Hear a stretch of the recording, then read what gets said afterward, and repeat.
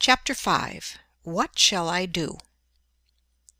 No man ever made an ill figure who understood his own talents, nor a good one who mistook them.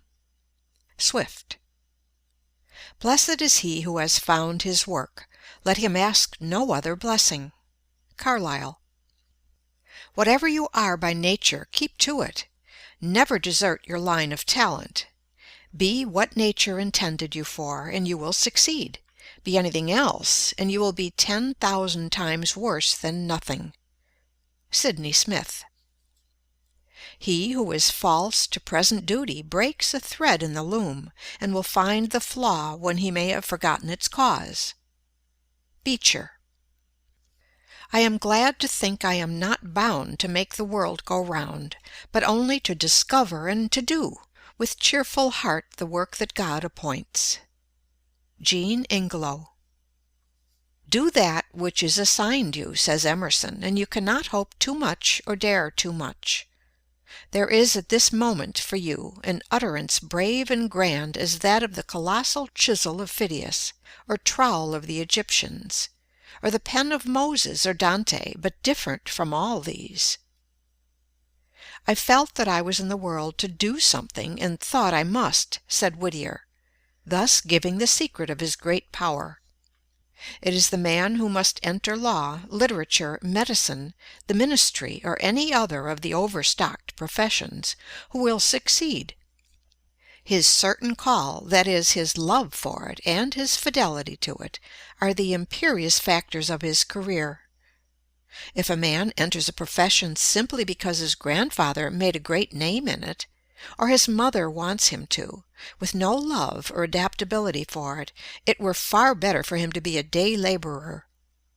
In the humbler work, his intelligence may make him a leader. In the other career he might do as much harm as a boulder rolled from its place upon a railroad track, a menace to the next express. Lowell said, "It is the vain endeavor to make ourselves what we are not that has strewn history with so many broken purposes and lives left in the rough." The age has no aversion to preaching as such, said Phillips Brooks. It may not listen to your preaching. But though it may not listen to your preaching, it will wear your boots, or buy your flour, or see stars through your telescope. It has a use for every person, and it is his business to find out what that use is. The following advertisement appeared several times in a paper without bringing a letter. Wanted. Situation by a practical printer, who is competent to take charge of any department in a printing and publishing house. Would accept a professorship in any of the academies. Has no objection to teach ornamental painting and penmanship, geometry, trigonometry, and many other sciences. Has had some experience as a lay preacher. Would have no objection to form a small class of young ladies and gentlemen to instruct them in the higher branches. To a dentist or chiropodist he would be invaluable, or he would cheerfully accept a position as bass or tenor singer in a choir. At length there appeared this addition to the notice. P.S. Will accept an offer to saw and split wood at less than the usual rates. This secured a situation at once, and the advertisement was seen no more. Don't wait for a higher position or a larger salary. Enlarge the position you already occupy. Put originality of method into it. Fill it as it never was filled before. Be more prompt, more energetic, more thorough, more polite than your predecessor or fellow workman. Study your business, devise new modes of operation, be able to give your employer points. The art lies not in giving satisfaction merely, not in simply filling your place, but in doing better than was expected, in surprising your employer, and the reward will be a better place and a larger salary. He that hath a trade, says Franklin, hath an estate, and he that hath a calling hath a place of profit and honor. A ploughman on his legs is higher than a gentleman on his knees. Follow your bent. You cannot long fight successfully against your aspirations. Parents, friends, or misfortune may stifle and suppress the longings of the heart, by compelling you to perform unwelcome tasks. But, like a volcano, the inner fire will burst the crusts which confine it and pour forth its pent-up genius and eloquence in song, in art, or in some favorite industry. Beware of a talent which you cannot hope to practice in perfection. Nature hates all botched and half-finished work, and will pronounce her curse upon it. Your talent is your call. Your legitimate destiny speaks in your character. If you have found your place, your occupation has the consent of every faculty of your being. If possible, choose that occupation which focuses the largest amount of your experience and tastes. You will then not only have a congenial vocation, but will utilize largely your skill and business knowledge, which is your true capital. There is no doubt that every person has a special adaptation for his own peculiar part in life. A very few, the geniuses we call them, have this marked in an unusual degree and very early in life. A man's business does more to make him than anything else. It hardens his muscles, strengthens his body, quickens his blood, sharpens his mind, corrects his judgment, wakes up his inventive genius, puts his wits to work, starts him on the race of life, arouses his ambition, makes him feel that he is a man and must fill a man's shoes, do a man's work, bear a man's part in life, and show himself a man in that part. No man feels himself a man who is not doing a man's business. A man without employment is not a man. He does not prove by his works that he is a man. 150 pounds of bone and muscle do not make a man. A good cranium full of brains is not a man. The bone and muscle and brain must know how to do a man's work, think a man's thoughts, mark out a man's path, and bear a man's weight of character and duty before they constitute a man. Whatever you do in life, be greater than your calling. Most people look upon an occupation or calling as a mere expedient for earning a living.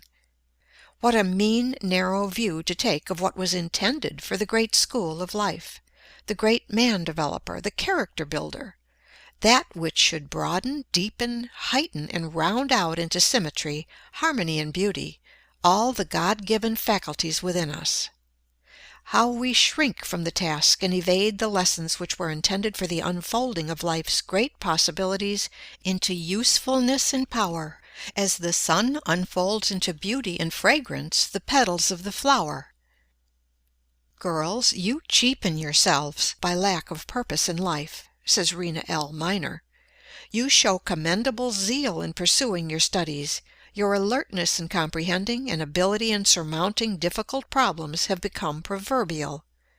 9 times out of 10 you outrank your brothers thus far, but when the end is attained, the goal reached, whether it be the graduating certificate from a graded school or a college diploma, for 9 out of every 10 it might as well be added thereto, dead to further activity, or sleeping until marriage shall resurrect her. Crocheting, placking, dressing, visiting, music, and flirtations make up the sum total for the expense and labor expended for your existence. If forced to earn your support, you are content to stand behind a counter, or teach school term after term in the same grade, while the young men who graduated with you walk up the grades, as up a ladder, to professorship and good salary, from which they swing off into law, physics, or perhaps the legislative firmament, leaving difficulties and obstacles like nebula in their wake. You girls, satisfied with mediocrity, have an eye mainly for the main chance, marriage. If you marry wealthy, which is marrying well according to the modern popular idea, you dress more elegantly, cultivate more fashionable society, leave your thinking for your husband and your minister to do for you, and become in the economy of life but a sentient non-entity. If you are true to the grand passion and accept with it poverty, you bake, brew, scrub, Spank the children and talk with your neighbor over the back fence for recreation, spending the years literally like the horse in a treadmill, all for the lack of a purpose. A purpose sufficiently potent to convert the latent talent into a gem of living beauty, a creative force which makes all adjuncts secondary, like planets to their central sun. Choose some one course or calling, and master it in all its details. Sleep by it, swear by it, work for it, and if marriage crowns you, it can but add new glory to your labor. Dr. Hall says that the world has urgent need of girls who are mother's right hand, girls who can cuddle the little ones next best to mama, and smooth out the tangles in the domestic skein when things get twisted, girls whom father takes comfort in for something better than beauty, and the big brothers are proud of for something that outranks the ability to dance or shine in society. Next, we want girls of sense. Girls who have a standard of their own regardless of conventionalities, and are independent enough to live up to it. Girls who simply won't wear a trailing dress on the street to gather up microbes and all sorts of defilement. Girls who don't wear a high hat to the theater or lacerate their feet with high heels and endanger their health with corsets. Girls who will wear what is pretty and becoming and snap their fingers at the dictates of fashion when fashion is horrid and silly. And we want good girls, girls who are sweet, right straight out from the heart to the lips, innocent and pure and simple girls, with less knowledge of sin and duplicity and evil doing at 20 than the pert little schoolgirl of 10 has all too often. And we want careful girls and prudent girls who think enough of the generous father who toils to maintain them in comfort, and of the gentle mother who denies herself much that they may have so many pretty things, to count the cost and draw the line between the essentials and non-essentials. Girls who strive to save and not to spend. Girls who are unselfish and eager to be a joy and a comfort in the home, rather than an expense and a useless burden. We want girls with hearts, girls who are full of tenderness and sympathy, with tears that flow for other people's ills, and smiles that light outward their own beautiful thoughts. We have lots of clever girls and brilliant girls and witty girls. Give us a consignment of jolly girls, warm-hearted and impulsive girls, kind and entertaining to their own folks, and with little desire to shine in the garish world. With a few such girls scattered around, life would freshen up for all of us, as the weather does under the spell of summer showers. End of Chapter 5. Recording by Pamela Krantz.